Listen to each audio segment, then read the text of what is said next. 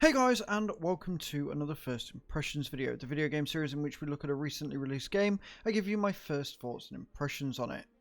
Today we're looking at Warriors Rise to Glory, which is a combat sort of game. It's really weird to explain because it's not just one-on-one. You can have 2v2, you can have loads of different free-for-all type battles and stuff. And it's very simplistic in what it does. You could probably quite easily find a game like this on mobile and it would work incredibly well. It's that sort of simplified. However, at the same time, it's got a complexity to it that is quite endearing, and it's actually quite fun. I found myself playing for a little bit before I even realised that I had to make a video for it, which is always a good sign. As always, we'll look at the options, we'll look in the tavern and the inventory and the shop to show you what you can do, and then we'll jump into the actual gameplay as well. So let's not dilly-dally, let's jump straight into the game and show you what it's all about. As previously stated, this game would very much find itself at home on a mobile device. Whether it is or not, I don't actually know. However, that being said, there are some interesting video options that I'm actually very happy to see. There's quite a few of them here. You've got your resolution, you've got the anti-aliasing, you've got texture quality, crowd quality, shadow control, anti-scopic filtering, motion blur, Y, VSync, and full screen. So for the fact that the game is fairly simplistic in its design, it's actually got quite a few options here, which I'm very happy to see. Motion blur is on by default, although honestly I didn't really notice it, but I've turned it off anyway out of habit. Also, anti-aliasing was off by default as well, not entirely sure why. Audio settings, you've only got music and sound. There's no voice acting, there's no like amazing sound effects that you're going to be missing out on, and it doesn't start them at maximum, which is really nice to see. More and more games are not blasting your ears out by having it set to full volume as default, and it's a really pleasant change in 2022. Language settings, and then you can go to your gameplay settings, which is basically just starting the tutorial all over again, which is really nice. I actually haven't done the free-for-all tutorial, but I can't imagine it being too different from what we've already discussed. It would probably just be on a 360 pan with the grids going in different directions. So there's the options. Let's look at the shop and the inventory, and then we'll look at the tavern, and then we'll jump into the game, as I haven't yet unlocked jewelry or the house. Alright, so we are in the shop now. As you can see, along the left hand side of the sword shop frame, you've got your armor, your swords, your axes, your archery, and then currency exchange, which is grayed out because I haven't unlocked it yet. The way that it works is that your swords and everything will be unlocked depending on money and depending on a certain stat. So the swords will require agility to unlock, your axes will require strength, your bows will also require agility, and your armor will require at first just money, but then as you go along the line you will then require more stats, i.e. house level. Now again, house level is something that I haven't even unlocked in the game yet. I'm very early on. The pricing doesn't seem too bad either. It seems like it gets quite expensive, but you do actually earn quite a bit of in-game money, and there are ways that you can earn extra money in the actual game itself. So don't be too put off by how expensive it seems, because as you're getting more equipment, you're going to be earning more money from the battles themselves. There seems to be a fair range of items as well. Like you've got 7 pages of the armor, you've got 4 pages of the swords, 4 pages of the axes, and 4 pages of the bows as well, each of them doing a little bit more damage per time. Really well laid out, very simple and easy to understand, and I'm quite a big fan. If you look in the inventory, this again is just as easy to work out and kind of figure out what's going on. So you've got your different parts here that are all laid around your character, and you've got your prime stats and your battle stats, which is really good because it shows how that changes when you put each bits of armor on and different weapons and stuff like that, and all your inventory is stored here, so you can switch them out.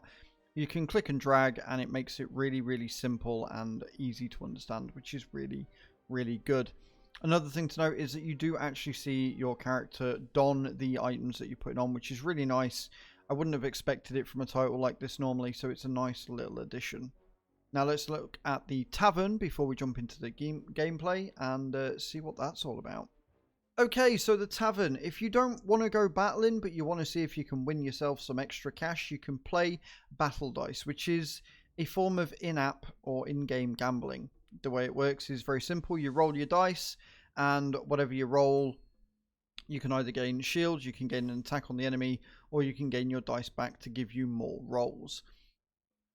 It's really, really simple. It's very interesting, and it's a nice little addition to try and get some more gold or silver, if you like, and to see what can really go along.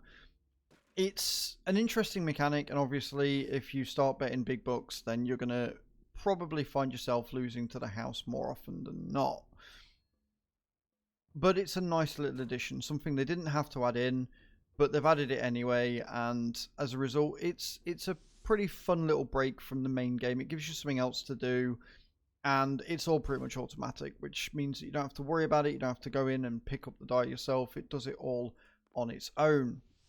The idea is that once you run out of die, the person with the least amount of health loses, and the winner takes the spoils.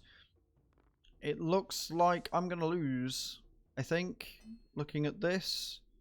They're going to take me down to 2, so I need to do... Yeah, I can't win. I can't win. The game has gone against me.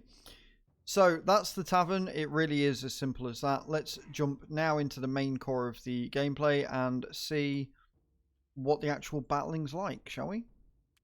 So when you're battling, you have a number of options. You can go 1v1, you can go 2v2, you can go free-for-all, or you can go boss battle. As you can see, these all require house level, and house and jewelry are both grayed out, which means I'm assuming one more win will give me that. You can also enable bots so that you don't have to spend a lot of time waiting for battles if there is nobody online, which is really nice. Also pretty much guarantees that you're going to get a win out of it. You've then got your battle types, so you've got casual, brutal, and tournament. And again, these unlock with different house levels and things like that. It would be nice if the tooltips were a bit... that the hitbox for tooltips was a bit longer, but other than that, it's all pretty good. And then you hit find match. It, again, because I've got bots enabled, doesn't generally take that long. And I like that there are a lot of options just to keep the player sort of engaged and giving them plenty of options so they don't just get bored going 1v1 all the time. Also gives you something to work for. And here we are, we're going in. So, you ready up? You can see their stats versus mine. You can see their skills that you can also use for your character as well. And then here we go with the abilities. Now, you've got a number of things here. You've got a timer on the clock as well, so we're going to have to do this as talking. But you have your attacks down in the bottom. You've got the crowd and how happy and not happy they are. We're going to entertain the crowd real quick because I want that bar up because it will give me banana strikes and stuff. I've got to be careful because otherwise I'm going to die. I'm going to go with a medium strike again and try and kill this guy as quickly as possible. And then we're going to go in with a third medium. We're going to try and get him down to 0 health. I've still got my armor up as well, so I've not really taken any damage there. And we've won. Now, when you lose, you have an option. You can either choose to die with honor, you can choose to beg and give up your treasures, and then you get 3 options again on a timer. You can either spare them, you can counter, or you can kill them. I'm going to choose kill them. You can then unlock different kind of death types. Now, you can switch the gore off. I like to leave it on. And then you win, and if the crowd like you, you get extra bonus as well. Extra levels, level up, and you will gain new stuff and things as you go along. And that really is the game. That is all there is to it. It's really fun, it's really simple, and it's something I can see myself losing hours upon hours on. Because it's just dumb fun. You know, you can sit, do taunts and stuff. It's really, really good. So there you have it. We're going to enter a house name, because why not? Azraels house, done. Okay, cool. And then more things unlock, so you can upgrade your everything. So again, it keeps things going. It keeps the player engaged, and it keeps them unlocking stuff and giving them a sense of rewarding. I really like it. It's really simple. It's really well done.